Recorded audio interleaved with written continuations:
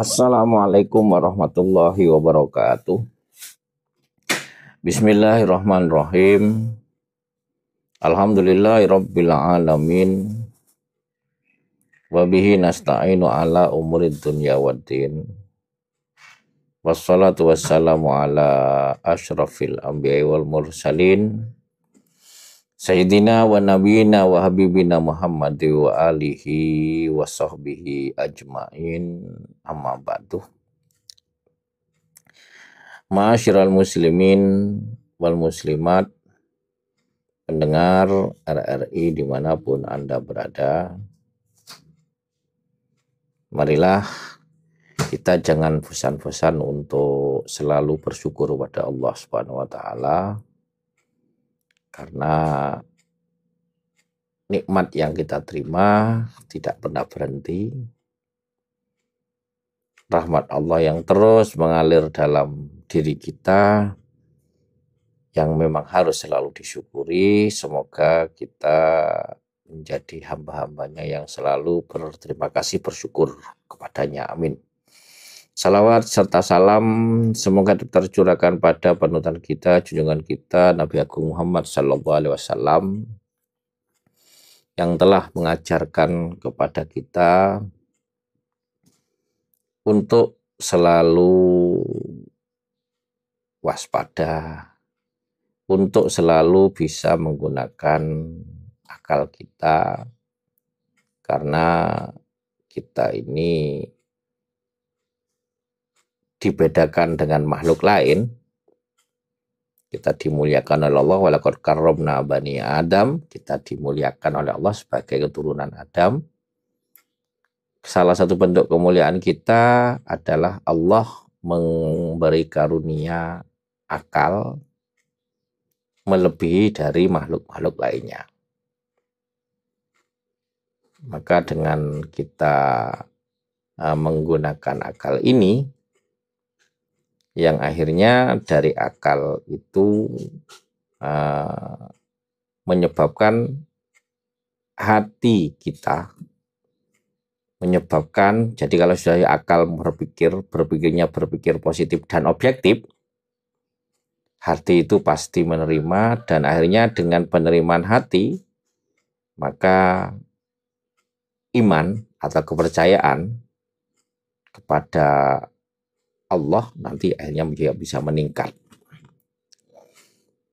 Jadi makanya Allah selalu mengingatkan dalam Al-Quran itu banyak ayat terkait ini.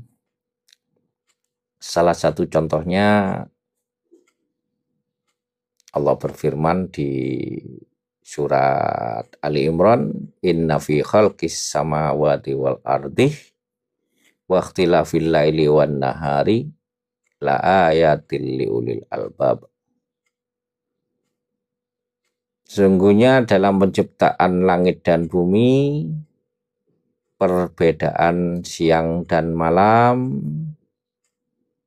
la ayatil liulil albab, itu tanda-tanda Allah, tanda-tanda kekuasaan Allah, yang agar tanda-tanda ini dibuat menjadi ibarat, dibuat menjadi gambaran bagi manusia, liulil albab, yaitu di sini disebutkan secara khusus bagi orang-orang yang mau menggunakan akalnya, ulul albab, orang yang mempunyai kecerdasan, mempunyai akal. Sehingga dengan kita memperhatikan, jadi memperhatikan, kalau di sini di ayat ini langit dan bumi, ya langit ketika kita memandang langit, bumi melihat atau memandang sekitar kita, pasti akan dapat mengambil hikmah. Yang pertama, mengambil hikmah, mengambil pelajaran. Dari pelajaran itu kita akan semakin tahu, semakin mengimani bahwa disitulah ada yang pertama disitulah ciptaan Allah. Kenapa? Ya karena adanya langit dan bumi ini, termasuk adanya kita ini, gak mungkin ada dengan sendirinya. Pasti ada yang mengadakan, yaitu yang menciptakan. Nah ini dasar awal dalam kita mengimani, percaya kepada yang maha mencipta, yaitu Allah Subhanahu wa Ta'ala. Nah, melihat ini aja kita bisa otomatis bertambah atau keimanan kita bertambah. Terlebih-lebih terus kita selalu memperhatikan sekitar kita. Jadi makanya Rasulullah SAW itu mengingatkan kepada kita, menyampaikan tafakkaru fi khalqillah. Sering-seringlah kalian bertafakkur.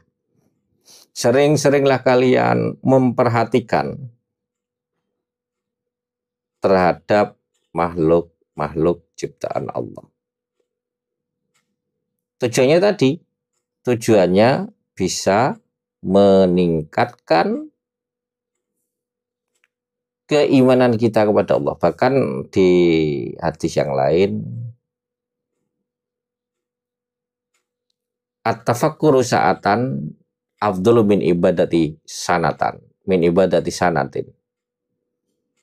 Seseorang berpikir,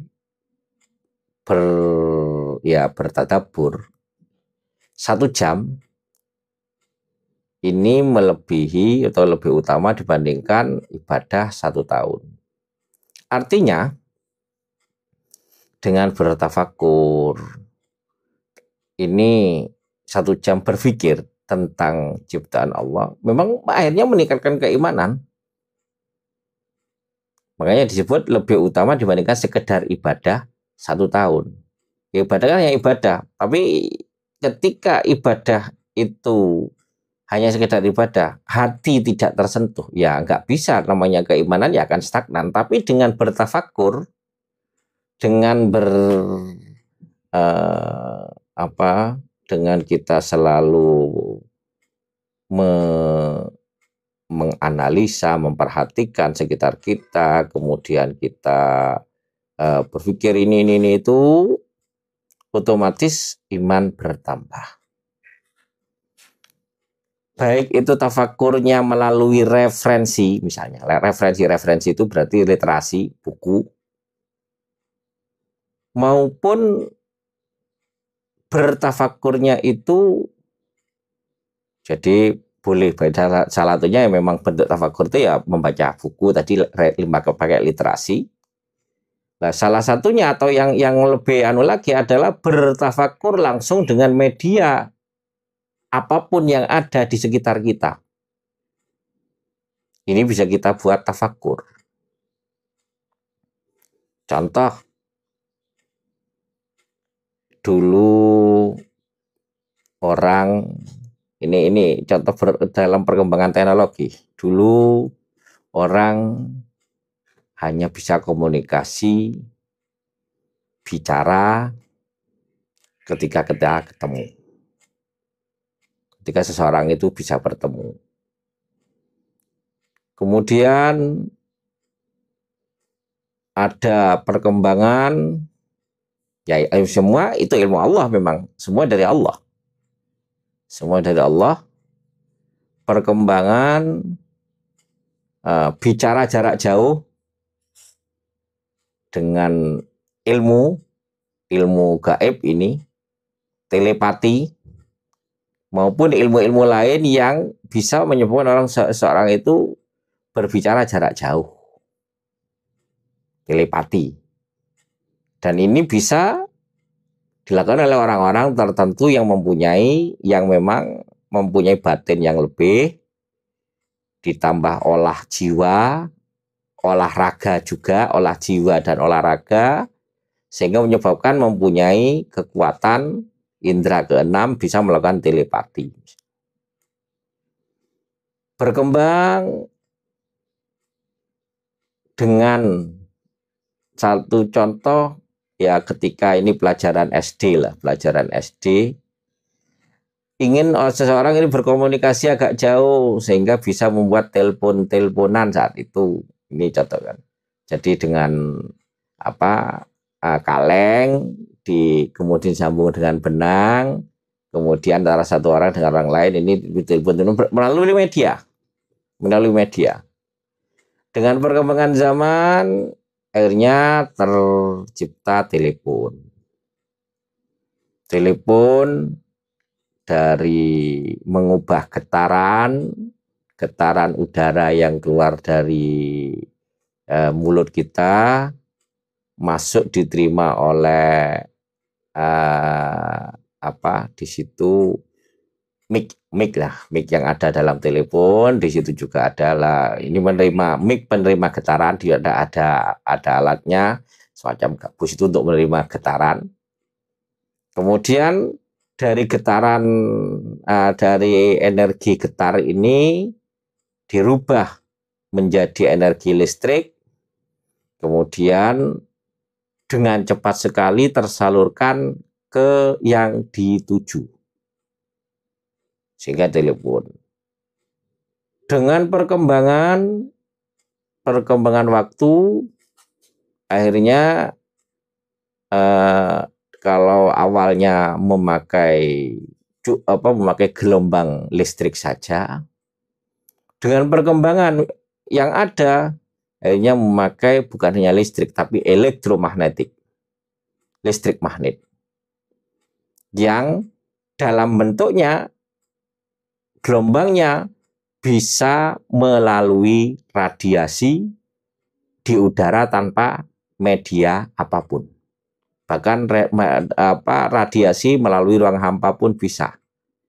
Yang akhirnya dibantu dengan satelit, dibantu dengan ini, sehingga tanpa media, hanya medianya melalui alat canggih, yaitu HP, ini bisa berhubungan sampai dimanapun. Namanya pakai radiasi. Dan lanjut lebih canggih lagi, bukan hanya sekedar suara yang bisa berhubungan, tetapi sekaligus visual. Tadi mengubah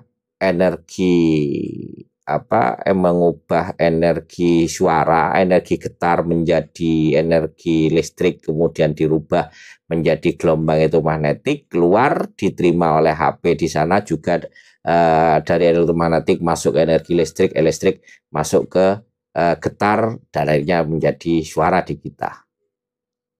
Meningkat bukan hanya suara, akhirnya visual, terekam, dirubah jadi energi cahaya. Selain energi getar juga ada energi cahaya.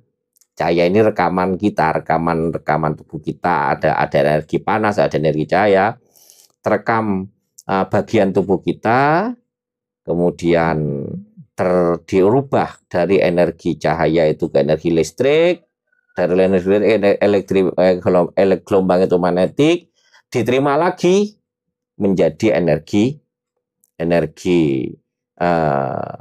cahaya yang ada, dan akhirnya diterima kita bisa berkomunikasi. Ini sesuatu perkembangan yang luar biasa yang dapat kita jadikan pelajaran, bahwa itulah salah satu kekuasaan Allah. Contoh, kalau makanya di sini pertama kita dari jarak jauh bisa sangat dekat sekali, bisa sangat cepat sekali, sangat dekat dan cepat melalui media ini. Lah, dulu dalam perkembangan ilmu, salah satu contoh ini ketika makanya kita berpikir, salah satu contoh, qala alladzi indahu ilmun ana atika bihi qabla yartada, qala alladzi indahu ilmun minal kitab ana atika bihi qabla yartada ilaika tarfu. Salah satu ulamanya Nabi Sulaiman, Salah ulamanya Nabi Sulaiman, qala ladindu ilmun, yang Allah beri karunia satu ilmu sehingga dia bisa mempunyai kesaktian, mempunyai kekuatan. Ini diceritakan langsung di dalam Al-Quran, dapat memindahkan singgasananya Balkis dalam waktu sebelum kata saat mata berkejap sudah pindah. Jadi kejap ini sudah pindah. Ini menunjukkan punya kekuatan yang luar biasa untuk melakukan, bisa awalnya komunikasi atau bahkan di sini bahkan bukan hanya komunikasi, satu benda dipindah dari ribuan kilometer cukup dengan sebelum 1 detik sudah pindah di tempat. Nah, sama kalau dulu dengan kekuatan seperti itu benda padat dirubah dalam bentuk gelombang elektromagnetik, kekuatan dengan kekuatan Allah otomatis melalui media alam ini, bahkan media ruang hampa juga, karena gelombang elektromagnetik beradiasi dipindah di depan singgasananya Nabi Sulaiman, dari bentuk elektromagnetik dirubah lagi menjadi benda padat, akhirnya pindah di situ. Nah, seperti sekarang kita melihat, ya contoh TV, melihat gambar yang nyata satu lapangan bola penuh di Brazil, di Argentina, di Amerika, di Spanyol, kita melihat ada di sana, tapi secara langsung paling bedanya sekian detik dapat kita lihat di sini. Nah, kejadian-kejadian yang luar biasa yang diceritakan dalam Al-Quran sekarang sudah banyak terrealisasi, meskipun hanya sekedar gambar. Sekarang berpindah menjadi ke energi cahaya, kembali ke kita lihat dalam bentuk energi cahaya lagi dalam bentuk gambar. Tapi ini sesuatu yang luar biasa yang dapat meningkatkan keimanan kita. Ternyata Al-Quran sudah menceritakan itu, dan dengan perkembangan, dengan ilmu Allah yang disebut dengan perkembangan teknologi, bisa menjadikan sesuatu itu yang dulu jauh bisa menjadi dekat secara waktu. Ini, maka dari situlah kita terus selalu bisa berpikir, bertafakur untuk selalu meningkatkan keimanan kita kepada Allah. Ini menambahkan keimanan. Kita bisa berpikir detail seperti itu, akhirnya ingat dulu ada kekuatan Allah yang seperti ini. Jadi contoh lain, makanya Allah itu dalam menciptakan itu nggak perlu ini contoh. Jadi nggak perlu proses panjang, nggak perlu proses. Idza aradallahu syai'an ayyaku innama amru idza arada syai'an ayyakul lakum fayakun. Sungguhnya Allah punya perkara, jika Allah berkenan pada sesuatu perkara itu cukup idza aradallahu syai'an ayyakul lakum fayakun, kun fayakun. Prosesnya cepat sekali, nggak melalui proses. Misalnya kalau manusia membuat misalnya membuat kue, masih ini prosesnya, ya Allah cepatlah. Itulah gambaran teknologi dengan kecepatan seperti itu, cukup pindah dari memindahkan sesuatu benda yang di sana dipindah ke sini, cukup Allah itu kun fayakun dengan kecepatan yang luar biasa. Ini gambaran dengan teknologi. Dan kita dalam mengambil gambaran, makanya Rasulullah Shallallahu Alaihi Wasallam itu mengingatkan lagi kepada kita, khudil hikmata min ayyi syai'in harajat. Ambillah hikmah, ambillah pelajaran dari manapun keluarnya. Kita itu dalam meningkatkan keimanan itu selain literasi juga berguru melalui ngaji itu.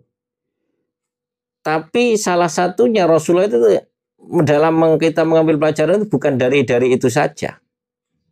Bukannya sekedar membaca buku, kemudian berguru, mendengarkan ceramah, tidak. Tapi dari manapun keluarnya. Dari manapun keluarnya. Kadang-kadang seorang itu hanya terpaku. Wah, gak ngaji. Bahkan kadang-kadang kalau ngaji itu harus kepada seorang kiai besar. Kadang-kadang seolah-olah ada fanatiknya seperti itu. Kalau hanya sekedar kiai kampung itu dianggap kampungan. Nah, itu juga itu Rasulullah itu merintah kepada kita ya, ambillah hikmah dari manapun keluarnya. Bahkan saat hikmah ini ketika memperhatikan di sekitar kita, jadi ya, perhatian di sekitar kita itu literasi, berguru atau ngaji dan semacamnya untuk memberikan keimanan. Bahkan sesuatu yang keluar, sesuatu yang diucapkan oleh orang gila pun, kalau itu ada hikmah yang bisa diambil, nggak apa-apa itu kita ambil. Kadang-kadang dia orang gila, wah orang gila. Kadang-kadang kalau anaknya kiai yang agak jadab, biasanya itu sebutannya agak jadab, baru itu bisa diambil hikmah. Padahal orang gila biasa itu kadang-kadang bisa diambil hikmah. Kadang manusia itu mengambil hikmahnya terlalu tinggi. Kalau nggak tinggi nggak mau, itu juga salah. Karena Rasulullah bersabda, ambillah hikmah dari manapun keluarnya. Ini jadi bukan dari sesuatu yang luar biasa saja, dari yang sepele-sepele dapat kita mengambil hikmah. Contoh di Al-Quran itu ada surat semut, surat An-Naml. Kenapa sampai Allah memberi contoh surat An-Naml? Agar kita juga bisa memperhatikan bagaimana sifat-sifat semut yang ada di dinding-dinding kita. Kita perhatikan. Belajar dari sifat semut. Ada surat Al-Fil, surat gajah, belajar dari komunitas gajah, belajar dari sifat-sifat gajah. Ekosistem yang ditempati oleh gajah. Ini dapat menjadikan kita pelajaran yang luar biasa. Ada surat Ankabut, surat laba-laba, ada surat An-Nahl, yaitu lebah. Bisa diambil pelajaran semua, nggak mesti harus dari seorang yang wali, seorang yang kiai, seorang ustadz, tidak. Dari anak kecil pun bisa. Kita mengambil pelajaran. Memperhatikan sekitar kita. Memperhatikan tempat duduk kita, kursi, ketika kita perhatikan bisa menambah keimanan. Jadi semua yang ada di sekitar kita, dari hal-hal sepele sampai hal-hal yang sepoloh bahasanya, dari hal-hal kecil sampai hal-hal yang besar, ini semua dapat meningkatkan keimanan kita kepada Allah. Dapat meningkatkan, kalau sudah iman otomatis nanti akan meningkatkan ketakwaan kita kepada Allah Subhanahu wa taala. Makanya kan sampai diingatkan dalam Al-Qur'an itu, innallaha la yastahyi ayadriba masalam ma ba'udatan fama faqaha. Allah tidak malu memberikan perumpamaan dalam Al-Quran itu seperti memberikan perumpamaan dalam bentuk ba'udah. Ba'udah itu nyamuk dan sejenisnya yang pas sama-sama kecil. Asal disebutkan dalam Al-Quran sendiri, nggak malu. Tujuannya apa? Fa'amal ladzina amanu fa'ya'lamun annahul haqqu min rabbihim. Orang yang beriman itu akhirnya tetap akan tahu, oh ini dari Allah dan ini bisa diambil hikmah. Tapi kalau orang yang tertutup hatinya memang sudah nggak tutup, ya juga nggak ada apa-apanya. Padahal sekecil apapun yang ada di sekitar kita, semua harus kita perhatikan untuk meningkatkan keimanan kita kepada Allah semakin yakin. Di ayat yang lain disebutkan wa fil ardi ayatul lil muqinin. Di bumi ini banyak tanda-tanda kekuasaan Allah yang bisa dijadikan gambaran bagi orang-orang yang yakin. Wa fi anfusikum, dan juga pada diri kalian. Afala tubsirun, tidaklah kalian memperhatikan. Jadi suruh memperhatikan terus oleh Allah apa yang di sekitar kita, kejadian sekecil apapun, untuk dijadikan pelajaran. Setelah dijadikan pelajaran ini kemudian menjadikan hati kita semakin beriman kepada Allah. Ini sesuatu yang luar biasa. Jadi nggak bisa kita meremehkan sesuatu yang ada di sekitar kita. Semua menjadikan kita semakin beriman. Sarana, semua sarana yang ada ini kita fokuskan untuk bisa kita ambil hikmahnya untuk meningkatkan keimanan kita, meningkatkan keyakinan kita kepada Allah Subhanahu wa taala. Jadi pokoknya jangan meremehkan hal sepele, kecil pun jangan diremehkan. Bisa kita buat pelajaran. Jadi sampai tadi, jangankan orang-orang yang berilmu, orang gila pun ketika memang ucapannya itu bisa diangan-angan, oh ini bagus ucapannya, bahkan bisa menjadi filsafat, misalnya filsafat dari orang gila gitu. Bisa diambil memang kalau memang itu ucapan itu manfaat. Sehingga Ali bin Abi Thalib menyampaikan undur maqal walatan dur mangkol, lihatlah apa yang diucapkan, meskipun yang mengucapkan itu orang gila, meskipun yang diucapkan yang mengucapkan itu anak kecil, kalau memang bisa diambil pelajaran, ambil. Jangan hanya melihat siapa yang berbicara. Nah ini kadang-kadang manusia kalau nggak seorang profesor nggak mau nerima, kalau nggak seorang kiai haji nggak mau menerima, kalau nggak macam-macamnya lah. Nah itulah yang harus kita ambil pelajaran sekitar kita, apapun itu dapat diperhatikan sekitar kita, menjadi bagian dari peningkatan keimanan kita, dari hal yang paling kecil sampai hal yang paling besar, dari yang terdekat dalam tubuh kita sampai yang terjauh di alam semesta. Mungkin ini yang sebagai motivasi awal kita di pagi hari ini untuk menjadikan kita hidup lebih baik, lebih beriman kepada Allah, lebih beryakin kepada Allah, dan lebih bertakwa kepada Allah. Kurang lebihnya mohon maaf. Akhirul kalam, wallahul muwaffiq ila aqwamit thoriq. Wassalamualaikum warahmatullahi wabarakatuh.